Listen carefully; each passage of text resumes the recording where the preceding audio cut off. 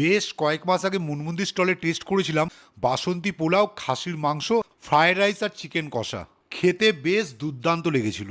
এরপর মুনমুন্দি আমাদের ইনভাইট করেন ওনার বাড়ির ক্লাউড কিচেনে। তো বাড়িতে গিয়ে দেখি সে তো এলাই ব্যাপার, চিকেন, মাটন, মাছ, মাংস সহ প্রায় 15 থেকে 20 রকমের রান্না মুনমুন্দি ওনার পরিবার সকলে মিলে একসঙ্গে সহযোগিতা করে রান্না করছে, এবং প্রতিটা রান্নায় কিন্তু যথেষ্ট হাইজিন মেনটেন করছে। দিদির বাড়ির ক্লাউড কিচেন থেকে মাংস পোলাওয়ের পাশাপাশি কিন্তু দুপুরবেলা যে বাঙালি থালি হয়, বিভিন্ন রকমের সবজির আইটেম, মাছ, মাংস সহ, এটাই কিন্তু ওনারা হোম ডেলিভারি করে থাকেন। যেহেতু লাঞ্চ টাইম, তাই বাঙালি থালিটাই টেস্ট করার জন্য নিলাম। আর বাঙালি থালিতে মূলো নারকোল দিয়ে বেশ এই ভাজাটা বেশ দারুণ লেগেছিল। তার পাশাপাশি ডাল আর ফুলকপি আলুর তরকারিটাও কিন্তু বেশ দুর্দান্ত লাগলো।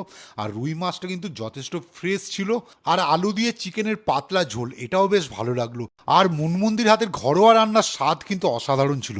আর টোটাল থালিটার দাম ছিল 140 টাকা।